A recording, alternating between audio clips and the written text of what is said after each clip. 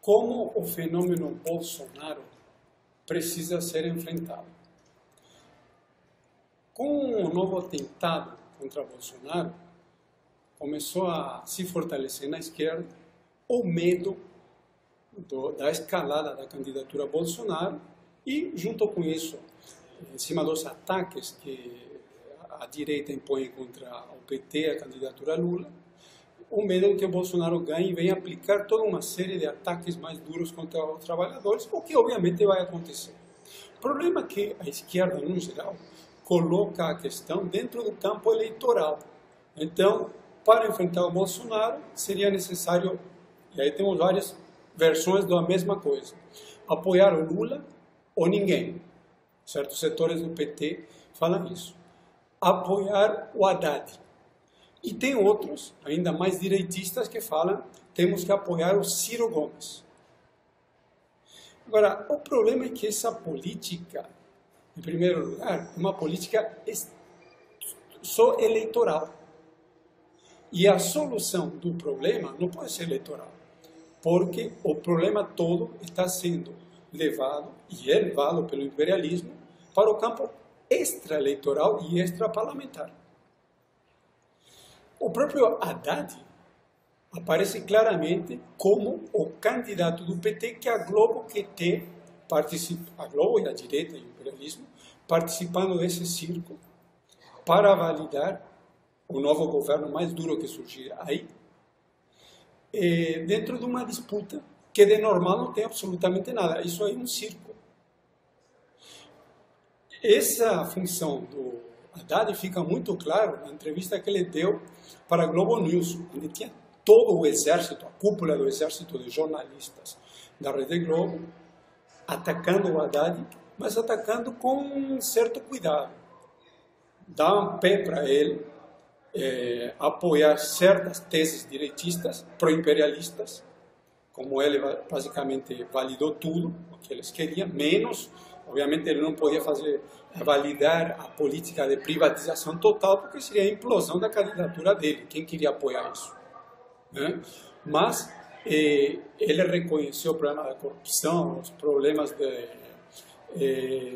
da necessidade de fazer reformas, em um nível menor, mas basicamente ele acaba assimilando aquela política de que tem que ir para um ataque contra os trabalhadores, só que dando algumas migalhas, não tão forte, tão frontal, quanto o Bolsonaro faria. Mas estaria mais ou menos na mesma linha, né? E, nesse sentido, a Globo e o imperialismo como um todo está tentando impor candidatos mais controláveis, e não que o Lula. Porque o Lula, ele é muito bom de votos. Tem uma matéria do Merval Pereira, da sexta-feira, 7 de setembro, matéria tipo um editorial da Globo, onde ele fala literalmente que o Haddad é ruim de votos. Pior ainda que Jacques Wagner da Bahia. E para o plano de imperialismo, isso é ótimo, porque dessa maneira ficaria um que é bom de voto, Bolsonaro, contra os demais, e ainda com os ataques do judiciário, queimando todo mundo, e dessa maneira o circo estaria armado. Agora, nessas condições, achar que contrapor um Ciro vai resolver alguma coisa, é muito difícil. Você tem todos os juízes comprados. Então, como você vai resolver esse problema que é muito maior do jogo eleitoral se você tem todos os juízes comprados? E ainda achando que o Ciro ou o Haddad pode ganhar. Ou achando, em 2016 foi assim e a Dilma ganhou. Tudo bem, a Dilma ganhou, mas o que aconteceu? Em 2014, em 2015, os setores da burguesia que ainda apoiavam a Dilma, por medo da desestabilização do país, inclusive tinha o presidente Obama dos Estados Unidos, Angela Merkel, a chanceler da Alemanha, etc., eles passaram a retirar esse apoio devido à brutal desorganização do governo. O Aécio Neves não reconheceu a vitória e houve uma escalada contra Dilma e se implodiu. Agora, se o PT viesse a ganhar, Haddad não ganha. Mas se fosse o Lula, que pode ganhar, poderia, por mais fraude que houvesse, como a diferença dele é muito grande, ele não teria a mínima condição de governar. Seria um governo de altíssima crise, levando em conta que o PT está numa política totalmente reacionária de levar tudo para canalizar, não somente para o lado eleitoral, sino pior ainda, para o lado judiciário, sendo que é um golpe do judiciário em marcha no Brasil. Ou seja, a luta é extraparlamentar e num campo controlado pelo imperialismo. Fortalecimento das instituições golpistas do judiciário, Ministério Público Federal, até o próprio STF, onde restaria algum que outro legalista. Você tem uns direitistas aí que, nesse momento de grande direitização, aparecem como supostos democratas.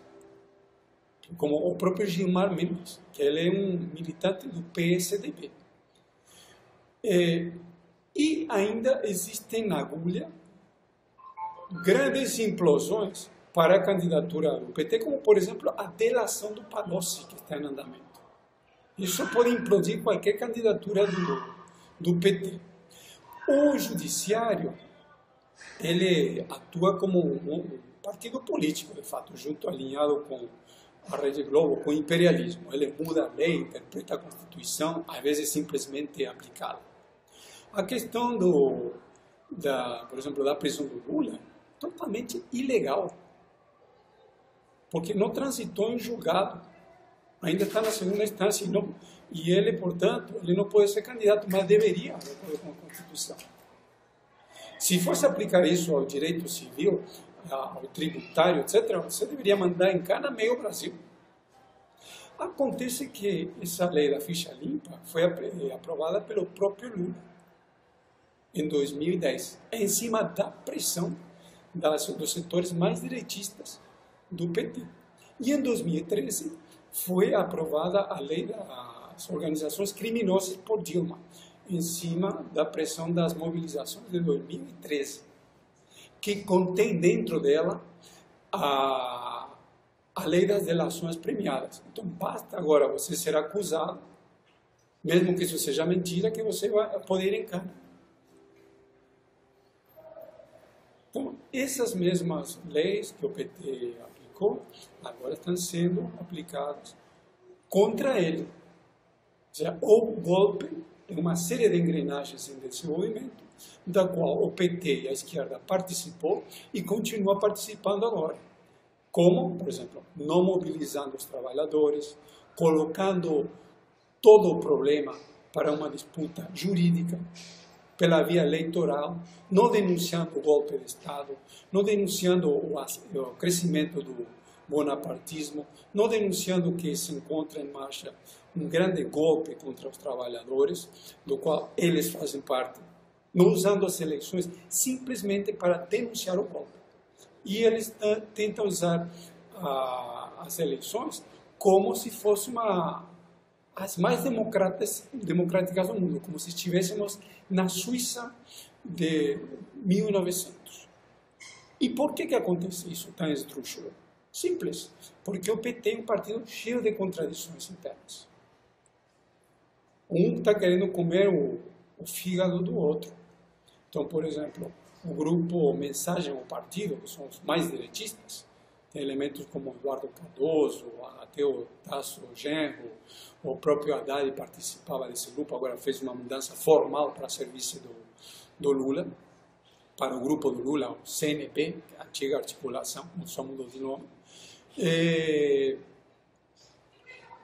O que eles querem é defender os carguinhos dele. Estão com medo de que, se não elegerem um grande número de deputados, o PT se imploda em 5 pedaços. E uma ala, ou até que uma ala esquerda possa vir a controlar o partido e eles perderem o controle do cerne do partido, do coração do partido, onde gira o grande fluxo de dinheiro de várias fontes, inclusive do fundo partidário, etc. Então, o que nós temos aí são cálculos eleitorais em cima de interesses materiais. Basicamente é isso. E a questão de apoiar desde o primeiro turno Ciro Gomes ou outras coisas parecidas, uma política totalmente, já sai da política de frente popular, de capitulação e conciliação de classes com a direita. Uma política de aliança praticamente com a direita. Pior do que apoiar o Lula, porque o Ciro Gomes não tem nenhuma base operária, nenhuma base nem sequer na burocracia sindical. É um elemento que tem muito discurso, um discurso de suposto nacional desenvolvimentismo, mas quando ele assumiu algum cargo, como ministro da Fazenda, na época do Itamar, aliás, na época do Itamar, depois foi ministro do Lula, governador do Ceará, prefeito de Fortaleza, etc., ele foi um elemento totalmente enquadrado na governabilidade, na gestão do sistema, etc.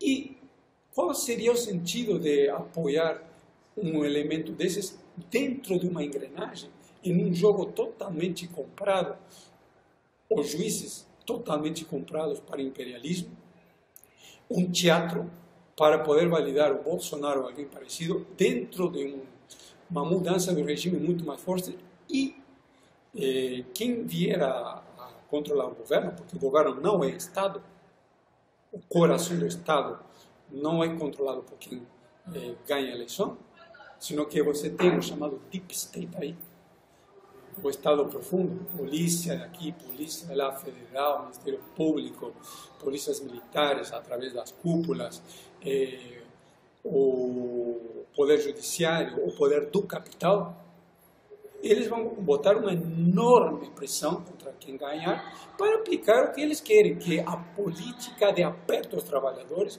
para estabilizar a taxa de lucro. Portanto, a luta não pode ser parlamentar. Ninguém que ganhar ali vai poder enfrentar o imperialismo sem mobilizar as massas. E se não está mobilizando as massas hoje, levando tudo para o lado eleitoral, imagina depois. Vai ser muito menos em cima da pressão. Dilma não mobilizou as massas, nem o Lula. Só fez algumas firulas quando veio a questão do impeachment contra Dilma, mas tirou as massas da rua rapidinho, porque eles ficaram com medo de serem ultrapassados. Porque mobilizar as massas pode significar eles perderem o controle, impulsionar o surgimento de oposições classistas, etc. Isso vai contra os interesses dessa burocracia. Portanto, nós chamamos o voto nulo contra o circo eleitoral e fora o imperialismo da América Latina.